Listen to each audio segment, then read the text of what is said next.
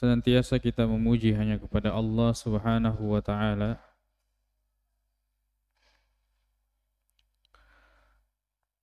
yang berhak kita ibadahi. Tidak ada yang berhak manusia sembah kecuali Allah Subhanahu wa taala. Dia menciptakan segala sesuatu, yang memiliki, yang menguasai, kemudian yang mengaturnya, yang memiliki nama-nama yang indah dan sifat-sifat yang sempurna. Begitu pula salawat dan salam kepada Nabiullah Muhammad sallallahu alaihi wasallam, utusan Allah yang diutus untuk menyampaikan kepada kita bahwa yang berhak disembah hanyalah Allah, dan menjelaskan kepada kita bahwa Allah hanya ingin disembah dengan cara yang dijelaskan baik di dalam Al-Quran maupun di dalam hadis. Maka kemudian hadis-hadis Rasulullah sallallahu alaihi wasallam menyampaikan kepada kita, man ahdatsa fi amrina hadza ma laysa minhu fahuwa raddun. Siapa yang melakukan perkara baru di dalam urusan agama dan itu bukan urusan agama, maka itu pasti tertolak. Dan itu tidak pernah diperintahkan oleh Nabi sallallahu alaihi wasallam dan tidak pernah dianjurkan, maka itu sudah pasti tertolak.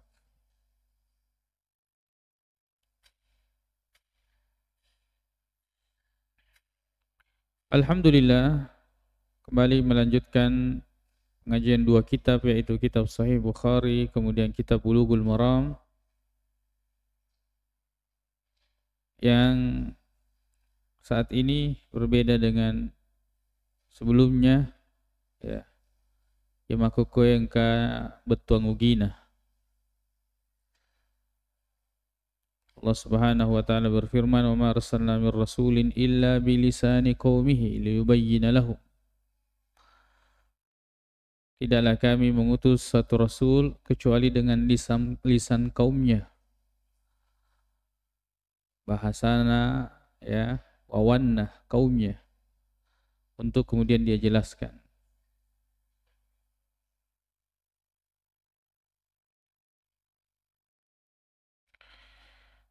Kitab Sahih Bukhari masih pada kitab Al-i'tisam bil kitab was sunnah, berpegang teguh terhadap Al-Quran dan As-Sunnah.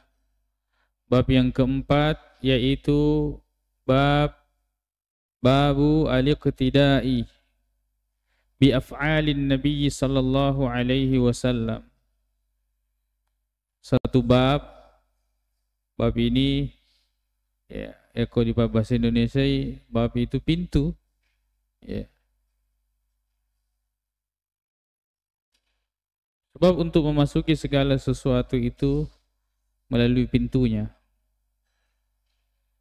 Dan ini adalah satu bab pembahasan sedi babang padisengeng ritujunna al-iqtida, yaitu mengikuti bi af'alin Nabi sallallahu alaihi wasallam, perbuatan-perbuatan Nabi sallallahu alaihi wasallam. Pada bab sebelumnya itu beda. Sebelumnya itu al-iqtida bi as-sunan, sunnah-sunnah Rasulullah sallallahu alaihi wasallam. Kalau ini semata-mata mengikuti perbuatan Nabi sallallahu alaihi wasallam.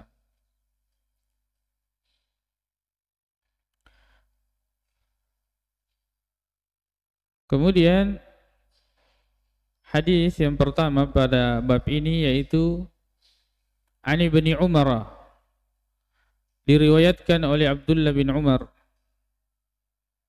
Abdullah bin Umar radhiyallahu anhuma. Qala, beliau berkata, makadai, ittakhadha an-nabiyyu sallallahu alaihi wasallam khataman min dhahabin.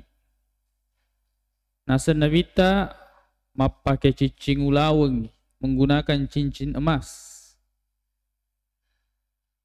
Fattakhadhan nasu, coba perhatikan, fattakhadhan nasu, maka kemudian orang-orang ittakhadha juga mengambil atau memakai khawatima, cincin min dhahabin, yang terbuat dari emas. Fattakhadhan nasu khawatima min dhahabin. Jadi ini tanah na bitta macicing ulawang, pada macicing ulawang tuh. Nah, ini semata-mata melihat perbuatan Nabi sallallahu alaihi wasallam. Ini makanya hati-hati orang yang diikuti dan orang yang didengar. Ya. Ya. Adapun kemudian kita tersalah, itu adalah sebuah kewajaran. Kullu bani Adam khata'. Setiap anak cucu Adam itu potensi kesalahannya besar. Tapi kalau kemudian sengaja mencontohkan keburukan, ya ini yang dosanya besar, akan berlanjut. Maka hati-hati ketika kita ini dilihat dan ditiru. Tentu kalau sebagai bapak akan ditiru oleh anak. Sebagai orang tua akan ditiru oleh anak. Ya. Sebagai pemimpin akan ditiru oleh orang yang dipimpin. Maka kita berhati-hati. Mereka nanti akan punya hujjah di hari kiamat, di hadapan Allah. Kenapa kamu melakukan ini? Saya lihat si fulan. Witai. Ya. Rasulullah sallallahu alaihi wasallam melakukan sesuatu lalu ditiru oleh para sahabat. Ya, ini itu bawa cincin. Memakai cincin emas. Dan ini sesuatu yang ma'ruf, masyhur, bahwa para pemimpin itu akan diikuti oleh orang-orang yang dipimpinnya. Bahkan guru akan diikuti oleh muridnya.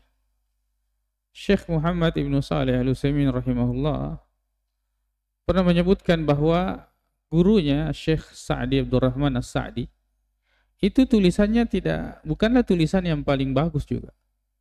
Tapi kemudian murid-muridnya itu banyak yang meniru tulisan Syekh Abdurrahman As-Sa'di yang menulis tafsir As-Sa'di.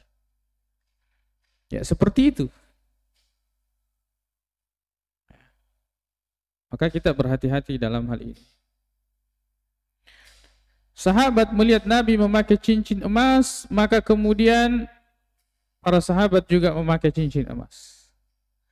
Faqala an-nabiyyu, maka dari Nabi sallallahu alaihi wasallam, inni takhaztu khataman min dhahabin. Ya. Ya, nasa Nabi majepu ya mapakai cincin ulawaka.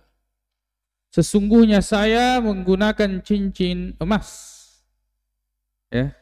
Jadi Nabi tangi. Lalu kemudian Nabi SAW mengambilnya, fanabadhahu, ada yang perang. Rasulullah SAW buang di depan para sahabat. Lalu kemudian Nabi mengatakan, inni lan albasahu abadan. Sesungguhnya saya tidak akan pernah lagi memakainya selama-lamanya. Manenungan. Tidak akan pernah lagi saya pakai. Fanabadhan nasu khawatimahu.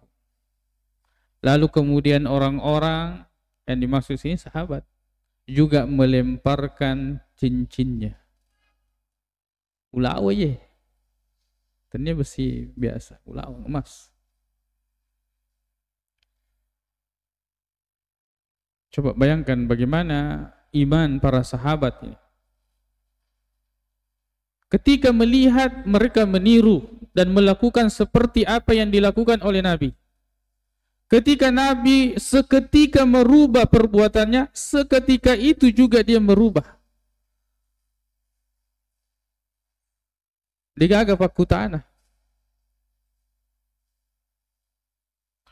Apalagi yang meriwayatkan ini adalah Abdullah bin Umar radhiyallahu anhuma. Abdullah bin Umar ini adalah sahabat yang paling masyhur, sangat detail mengikuti Nabi sallallahu alaihi wasallam.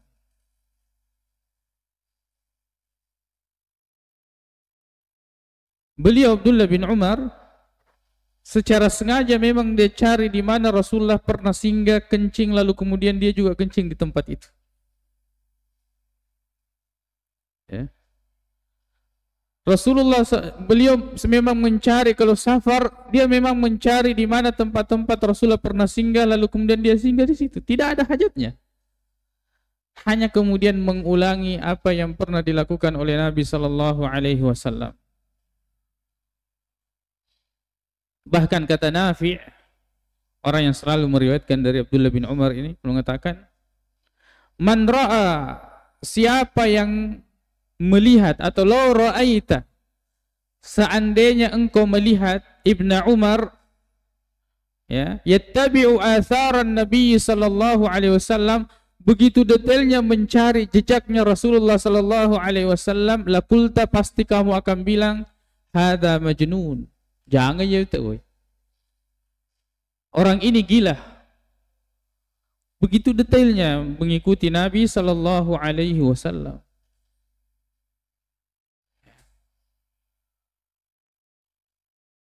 Tapi bersamaan dengan itu, kita tidak boleh mengatakan bahwa Abdullah bin Umar ini adalah orang yang kemudian banyak bertabarruk dengan asar Rasulullah sallallahu alaihi wasallam. Tidak seperti itu. Bahkan beliau sangat keras bahwa Abdullah bin Umar kana yanha an massi qabrin Nabi sallallahu alaihi wasallam. Beliau secara tegas melarang menyentuh kuburan Nabi sallallahu alaihi wasallam. Berarti kita tidak boleh memberikan hukum bahwa Abdullah bin Umar itu melakukan karena tabarruk, tidak. Tapi karena panggilan jiwa, cintanya kepada Rasulullah sallallahu alaihi wasallam. Ya. Dan ini tentu akan bertentangan dengan bapaknya Umar bin Khattab radhiyallahu anhu, yang sangat anti dengan hal-hal yang seperti ini. Sebagaimana diriwayatkan bahwa lamma ra'an nasa yatanawabuna yusalluna fi makanin muayyan, bahwa ketika orang-orang itu bergantian salat di satu tempat, maka Umar bin Khattab radhiyallahu anhu mengatakan, apa yang kalian lakukan? Kemudian orang-orang mengatakan, tempat ini adalah tempat shalla fihi Rasulullah. Rasulullah SAW pernah salat di sini. Kata Umar bin Khattab radhiyallahu anhu, aturiduna an tattakhidhu athara anbiya'ikum masajid?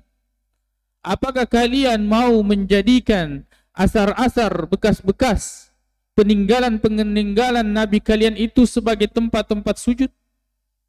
Innama halaka man kana qablakum bihadza. Yang menyebabkan orang-orang sebelum kalian itu binasa gara-gara ini. Gara-gara ini. Jadi kita tidak boleh membayangkan bahwa Abdullah bin Umar itu seperti yang dilakukan oleh orang mengambil keberkahan, tidak. Sangat bertentangan dengan apa yang bahkan bapaknya ya, sangat keras dengan hal ini. Umar bin Khattab mengatakan, man adrakatuhu sholatu fasalla fihi. Kalau kebetulan di tempat itu datang waktu salat, silakan salat. Wa illa falyumdi. Kalau tidak, lewatkan saja. Tidak perlu berdesak-desakan, bergantian dalam hal tersebut. Ya.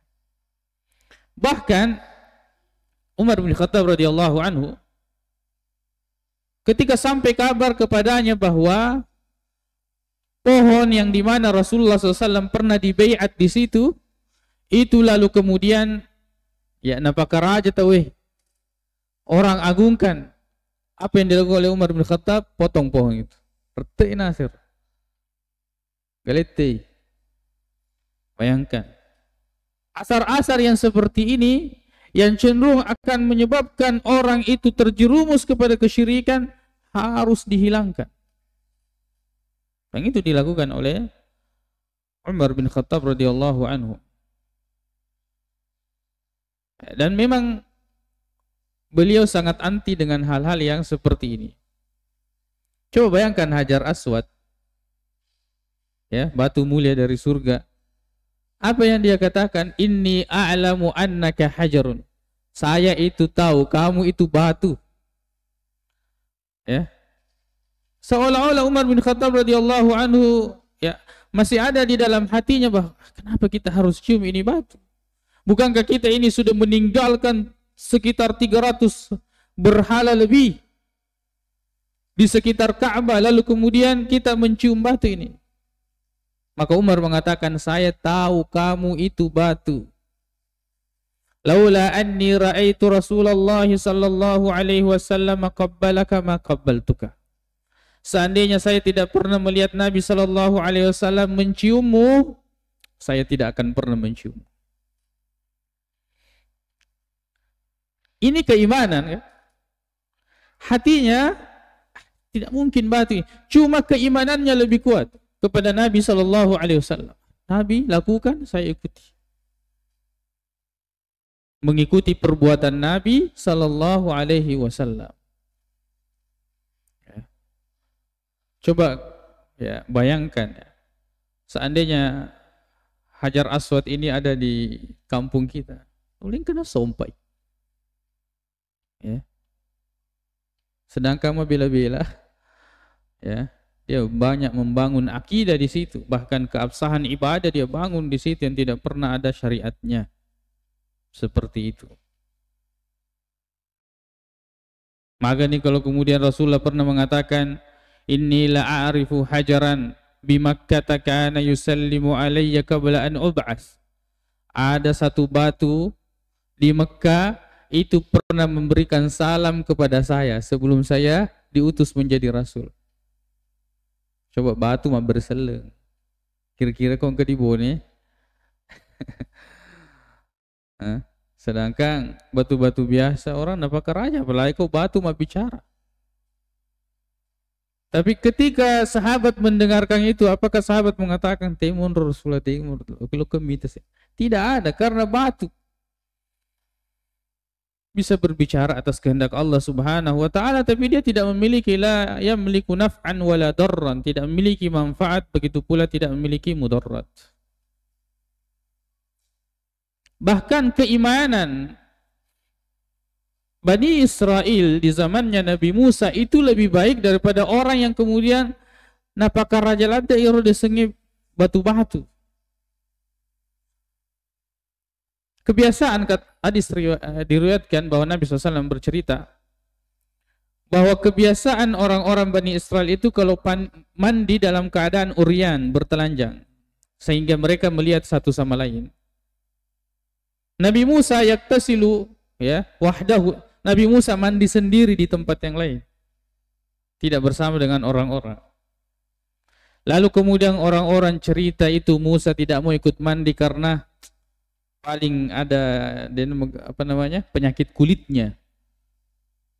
Maka kemudian satu waktu Nabi Musa mandi sendiri, lalu kemudian dia letakkan pakaiannya di batu, lalu kemudian batu itu pergi melariangi wajahnya Nabi Musa. Nabi Musa ketika melihat itu dia kejar, dia mengatakan sawbi hajar, sawbi hajar. Pakaianku wahai batu, sini kasih kembali. Batu ya batu. Lalu kemudian dibawalah di keramaian sampai kemudian orang-orang melihat Nabi Musa dengan fisik yang sempurna tanpa cacat. Ternyata macakkan langsung. Tidak ada cacatnya. Lalu kemudian setelah itu ya, diruntuk nih, dia digasah nih, pecah-pecah itu batu. Ya. Bagaimana kalau ada batu yang seperti itu? Nyata atau kita lihat itu bukan berarti benar. Sebab tipu daya syaitan ya, bekerja sama, manusia itu bekerja sama dengan jin itu dengan sangat mudah. Jadi ya, perhatikan bagaimana para sahabat ini ketika melihat Nabi memakai cincin, ikut dia pakai cincin. Ketika melihat Nabi melepaskan, melemparkan, ikut dia melemparkan. Ya, begitulah mereka mengikuti Nabi sallallahu alaihi wasallam.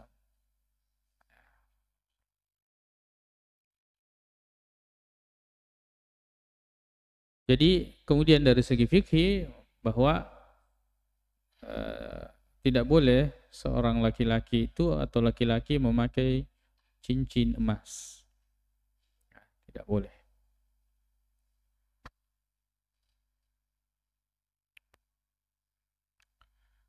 Bisa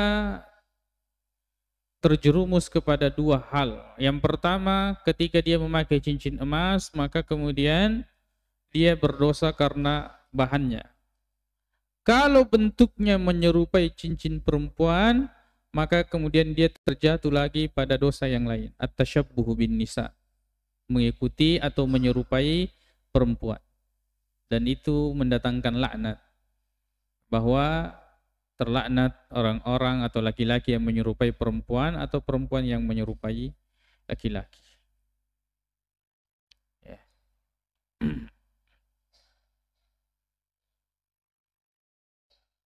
Jadi sangat wajar kalau laki-laki itu ketika ada pakaian selalu menanyakan, itu apa ada di tamakun reye? Nah, itu sangat wajar untuk menghindari. Apakah pakaian atau warnanya mungkin, ya, bentuknya.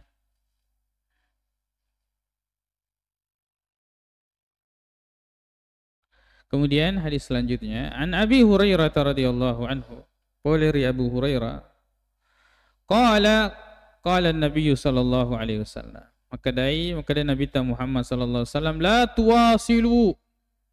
Jangan kalian wasil itu menyambung puasa. Aja muapasi sambung puasa. Dua ngeso kangkana telu ngeso. Jangan kalian menyambung puasa. Puasa wisal namanya. Qalu, mereka mengatakan, innaka tuwasil. Betul ya Rasulullah, kita melakukan ini karena kami melihatmu. Sesungguhnya engkau menyambung puasa ya Rasulullah. Jadi ya Nabi puasa dapat waktu buka itu nyambung, tidak buka puasa, nyambung sahur, nyambung besok 2 hari, nyambung besoknya 3 hari, kata lu ngesok 2 sampai 3 hari baru buka. Kenapa coba? Jangan dicoba. Jadi kata Nabi, la tuwasilu, jangan kalian menyambung puasa. Qalu innaka tuwasil ya Rasulullah, engkau kan menyambung puasa. Qala inni lastu mislakum, sesungguhnya saya tidak seperti kalian. Wajepu yadai upapada. Saya tidak seperti kalian. Inni abitu yut'imuni rabbi wa yaskini. Kalau saya tidur abitu di malam hari itu, kata bata itu, maka Tuhanku memberi makan saya dan memberi minum. Kang intinya tanya maka daman minum. Yang penting memesu apa dingin. Tapi di sini zahir Allah memberi makan dan memberi minum. Falam yantahu anil wisal. Dia mau apa jai? Kenapa? Karena dia masih melihat Rasulullah menyambung puasa. Begitu kuatnya mereka meniru Rasulullah SAW. Bahkan Rasulullah bilang, saya tidak seperti kalian. Falam yantahu anil wisal. Mereka belum berhenti mapasi sambu puasa. Qala, lalu kemudian Burain mengatakan, fawasala bihim. Sikalina duangi nabita. Ayo. Kau pelai dia malu pisoi. Pada kita mau puasa. Awasala bihimun nabiyyu sallallahu alaihi wasallam, maka Nabi menemani mereka, bersama mereka untuk menyambung puasa. Yaumaini aw lailataini. 2 hari atau 2 malam. Sambung terus. Summa ra'aul hilalah. Sayangnya kemudian mereka melihat hilalnya Syawal, Capuni ramalang. Faqala Nabi sallallahu alaihi wasallam, maka Nabi mengatakan, lau ta'akhkhara al-hilalu lazidtukum.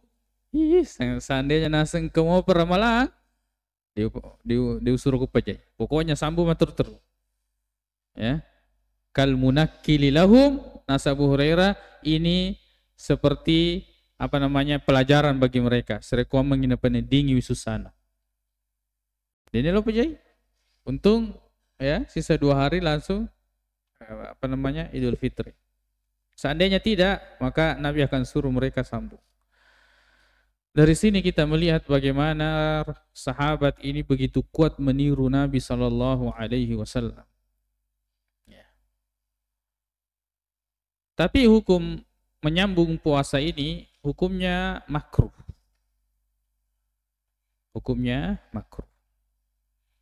Terdapat dalil, ya, kata Nabi Sallallahu Alaihi Wasallam, la tuwasilu.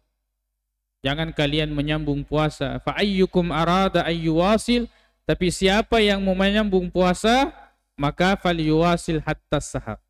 Maka hendaknya dia menyambung itu sampai sahur. Jadi sampai kira-kira sepertiga malam itu, ya. Lalu kemudian sampai di situ dia. Terus jadi dia tidak berbuka. Dia simpan sampai ya sepertiga malam terakhir menjelang sahur. Sahur toni. Buka puasa plus sahur, sambung lagi. Ya. Tapi itu bukanlah yang paling baik. Tetapi yang paling baik itu adalah berbuka, bahkan menyegerakan buka puasa. Kata Nabi Sallallahu Alaihi Wasallam, la yazalun nasu bi khairin. Orang itu senantiasa berada dalam kebaikan, ma'ajjalul fitra. Kalau dia menyegerakan buka puasa. Ya. Jadi senantiasa orang itu akan berada dalam kebaikan ya ketika dia menyegerakan buka puasa. Jadi kalau dipilih mana yang paling baik? Yang paling baik itu adalah berpuasa dan berbuka puasa pada waktunya, pada waktu masuk waktu maghrib ya, atau terbenamnya matahari. Dan itulah yang disabdakan oleh Nabi Sallallahu Alaihi Wasallam. Dan Nabi Sallallahu Alaihi Wasallam ini memang memiliki kekhususan-kekhususan yang tidak boleh ditiru oleh orang lain atau tidak bisa. Misalnya kata Nabi Sallallahu Alaihi Wasallam kalau mau salat, Nabi mengatakan aqimu sufufakum, ya, luruskan saf kalian, fa inni ra'aitukum min wara'i zahri.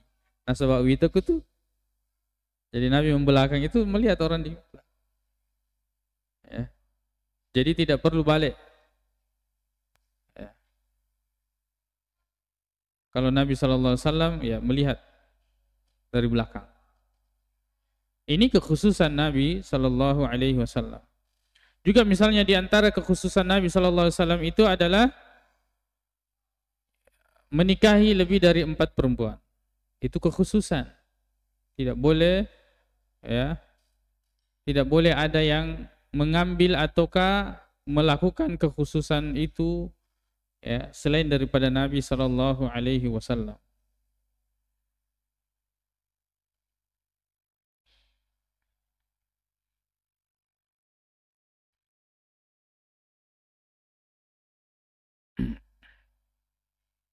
Jadi kita perhatikan bagaimana para sahabat begitu kuat keimanannya meniru Nabi Sallallahu Alaihi Wasallam atau mencontohi Nabi Sallallahu Alaihi Wasallam. Dan itu lahir dari kecintaan. Nasabana pujinai Nabi Muhammad Sallallahu Alaihi Wasallam, lalu kemudian memperhatikan gerak-geriknya. Dan untuk apa? Untuk kemudian dia tiru. Dan seperti itulah tabiat cinta. Ya, in kunta shadiqan fi hubbihi la ata'tahu. Seandainya kamu itu jujur dalam mencintainya, pasti kamu akan mentaatinya. Ya, innal muhibba liman yuhibbu muti'u. Sesungguhnya orang yang mencintai terhadap yang dicintai itu dia akan tunduk patuh. Itu tabiat cinta. Makanya Allah Subhanahu wa taala mengatakan, "Qul," katakan Muhammad, "in kuntum tuhibbunallaha," kalau kalian mencintai Allah, fattabi'uni, ikuti Nabi sallallahu alaihi wasallam. Itu tanda cinta itu. Tanda seseorang itu cinta kepada Allah ketika orang itu mengikuti Rasulullah. Semakin dia mengikuti Nabi, semakin dia memiripkan dirinya dengan Nabi, itu tanda bahwa semakin dia cinta kepada Nabi sallallahu alaihi wasallam. Dan itulah yang dilakukan oleh sahabat ini. Sama dengan Abdullah bin Umar radhiyallahu anhu. Itu wujud cintanya kepada Rasulullah sallallahu alaihi wasallam. Maka kemudian kita mempertanyakan cinta apa yang ada pada diri kita hanya untuk menaikkan misalnya kain di atas mata kaki, lalu kemudian kita berdebat mati-matian menolak sunnah Rasulullah sallallahu alaihi wasallam. Cinta apa yang tersisa di hati orang tersebut? Cinta apa yang tersisa pada hati seseorang yang kemudian melihat orang berjenggot lalu kemudian muncul perasaan yang tidak senang? Cinta apa yang tersisa di hatinya? Padahal ini penuh dengan contoh dan bahkan disabdakan oleh Rasulullah sallallahu alaihi wasallam.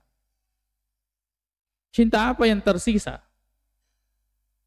dari orang yang kemudian ketika disebutkan hadis-hadis Rasulullah sallallahu alaihi wasallam justru seperti ada perlawanan, padahal Allah mengatakan la tarfa'u aswatakum fawqa sautin nabi. Jangan kalian mengangkat suara kalian di atas suaranya Rasulullah sallallahu alaihi wasallam. Betul Rasulullah sudah meninggal, tapi hadisnya selalu dibacakan. Makanya kita mempertanyakan iman tatkala disampaikan hadis seolah-olah ada muncul perlawanan. Dia nampak kok. Dia si cocok ya. Pertanyakan iman di dalam hati kita. Pokoknya secepat apa respon kita kepada hadis Rasulullah, maka seperti itulah kadar keimanan kita kepada Rasulullah sallallahu alaihi wasallam.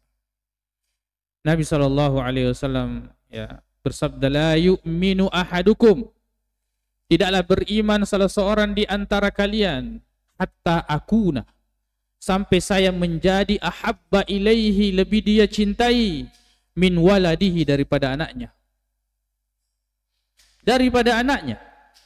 Dia masih lebih mencintai Rasulullah sallallahu alaihi wasallam daripada anaknya. Min waladihi. Wa walidihi, bahkan orang tuanya lebih dia cintai Nabi sallallahu alaihi wasallam. Wan nasi ajma'in, bahkan seluruh manusia masih dia lebih mencintai Rasulullah sallallahu alaihi wasallam. Ketika anaknya sudah umur misalnya 7 tahun, dia suruh salat, 10 tahun belum salat, Nabi mengatakan pukul, dan dia pukul. Ya, dengan pukulan yang tentu bukan bentuk kezaliman, mencelakakan atau bukan, tapi sebagai bentuk pendidikan agar kemudian dia salat. Dia pukul anaknya gara-gara Rasulullah. Keimanannya kepada Rasulullah membuat dia rela memukul buah hatinya. Kemudian cintanya kepada orang tuanya, tatkala orang tuanya ini melakukan kesyirikan, Rasulullah SAW sudah mengingatkan, bahkan Al-Quran, wa in jahadaka litusyrika bima laysa laka bi'ilm fala tuti'huma. Kalau kedua orang tuamu itu memaksamu untuk melakukan kesyirikan, jangan taati, jangan ikuti. Kalau masih ada perasaan ingin mengikuti, berarti yang kita pertanyakan iman. Itu mutuwi. Beda adab ya, beda iman. Nanti iman ini bagaimana dibahasakan dengan adab, akhlak, ya. Bukan berarti bahwa kita mengingkari lalu kemudian kita ingkari dengan kemungkaran, tidak. Tetap kita ingkari dengan sesuatu yang ma'ruf, yang baik.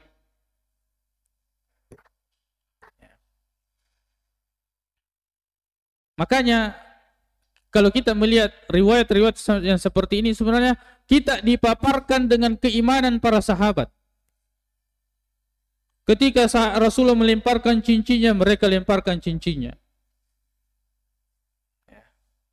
Maka coba di mana iman kita sebagai umat Islam ini, yang mengaku orang-orang yang beriman.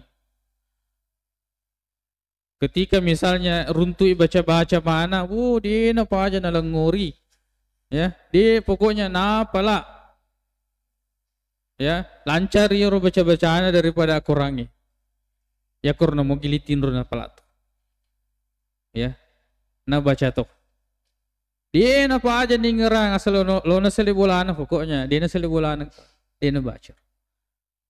Dia noto boleh dionrona ya aku dia pigoir. Lancar sekali imannya terhadap peninggalan orang tuanya atau baca-baca yang diwariskan itu begitu kuat. Sisanya dia apa gurangnya zikir pagi petang. Wow, beliau aku tuna digagan apalah. Padahal jelas perlindungannya jelas Rasulullah sampaikan hadisnya sahih. Masalah apa ini? Masalah iman. Ya. Sejajarkan dengan perkataannya Sandro dengan perkataan Rasulullah, masih lebih kuat perkataannya Sandro di sisinya daripada perkataan Rasulullah. Ya ke Sandro dibici-bici, wow, pokoknya napa kena sarun nasa Sandro. Dia tahu nah sekalinya hadisnya Rasulullah. Nah, ini fenomena iman. Masalah keimanan. Kalau kita melihat riwayat yang seperti ini, maka kita melihat bagaimana para sahabat ini begitu kuat keimanannya. Ya. Kita mungkin mengatakan itu kan sahabat ya, sahabat. Ya. Betul sahabat, tapi kan di zaman mereka yang kemeto kafir ya. Kemeto Abu Jahal, Abu Lahab, kemana metero? Ya. Makanya kita bersyukur ya, ketika kita sekarang ini ya hidup di zaman seperti ini dan kita beriman, kita memiliki pemahaman yang benar dan kita mentauhidkan Allah, bersyukur. Tak usah kita berharap, seandainya dulu saya hidup di zamannya Rasulullah, ya saya jadi belum tentu jadi sahabat, ya belum tentu jadi sahabat. Makanya kita bersyukur kepada Allah ketika kita mendapatkan diri kita ini dalam keadaan beriman, mentauhidkan Allah Subhanahu wa taala. Cuma seperti itu. Ketika keimanan ya seseorang itu kuat, tetap harus diterjemahkan dengan adab dan akhlak. Harus yang ketika ya orang itu melihatnya dengan adab dan akhlak. Makanya ini sebenarnya juga menjadi tugas kita semua.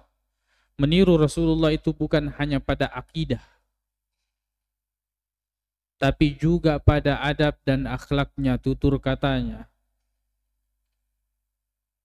Meniru Rasulullah bukan hanya pada manhaj atau cara beragama, tapi juga bagaimana cara bergaul. Bahkan penuh hadis-hadis Rasulullah SAW tentang hal itu. Kata Nabi SAW, wa khaliqin nasa bi khuluqin hasan. Dan pergaulilah manusia itu dengan akhlak yang baik. Itu orang lain, bagaimana dengan orang-orang dekat kita, istri, orang tua dan sebagainya. Kata Nabi SAW, ya, bahwa akan menjadi temanku nanti di surga rafiqi. Siapa itu?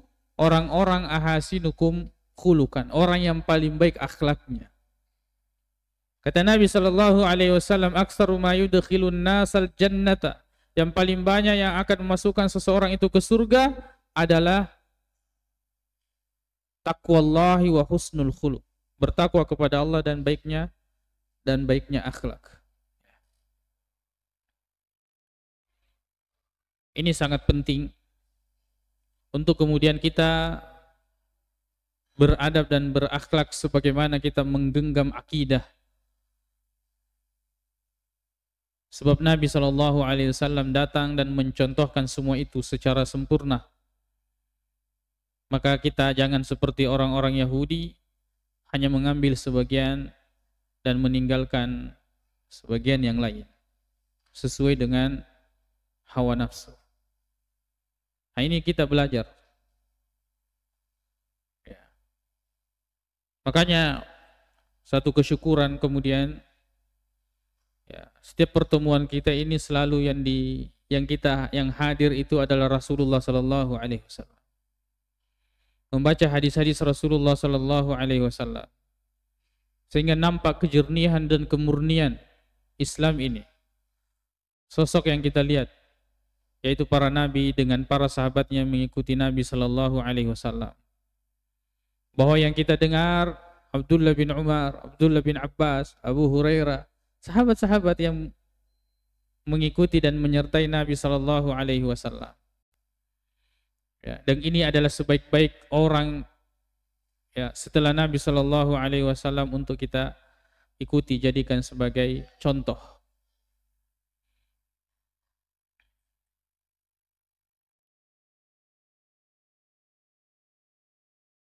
Pada hadis yang kedua ini,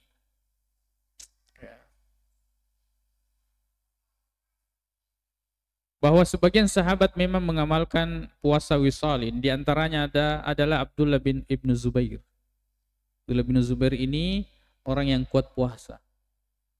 Sampai beliau puasa itu ya napasiala sampai 2-3 hari baru buka.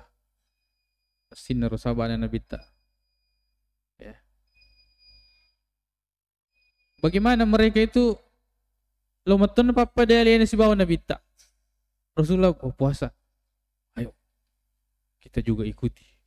Sampai ada 3 orang itu yang sengaja memang pergi menyelinap melihat bagaimana Rasulullah SAW, bagaimana salatnya, bagaimana puasanya, bagaimana hubungannya dengan istrinya.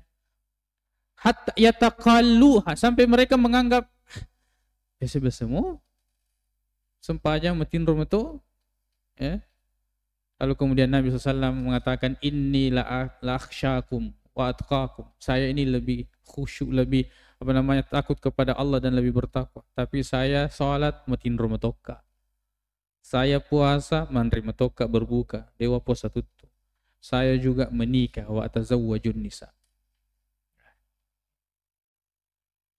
Jadi sahabat lakukan ini karena ingin memiripkan dirinya dengan Nabi Shallallahu Alaihi Wasallam. Maka kalau kita mendapati diri kita itu yang selalu yang hadir, manusia yang selalu terbayang. Pokoknya bayangkan semua dulu manusia. Kalau yang muncul itu Rasulullah untuk kita tiru, berarti kita termasuk orang yang imannya ya dan pengetahuannya tentang Rasulullah sangat baik. Tapi kalau kemudian kita memejamkan mata membayangkan semua manusia, dia ini lucu loh Nabi, dia ini lucu loh. Ya. Yang ada itu yang lain, foto-foto yang lain atau gambar-gambar yang lain yang selalu yang ada di pikiran tak selama ini atau beberapa bulan ini, wah, nah itu musibah itu. Musibah, ya. Jadi ganti orang yang paling sering menjadi yang kita bayang-bayangkan itu adalah Rasulullah Sallallahu Alaihi Wasallam. Dan itu harus dipaksa. Dan kita sudah meniti jalannya, yaitu mendengarkan hadis-hadis Rasulullah sallallahu alaihi wasallam. Wallahu taala a'la wa a'lam. Silakan azan.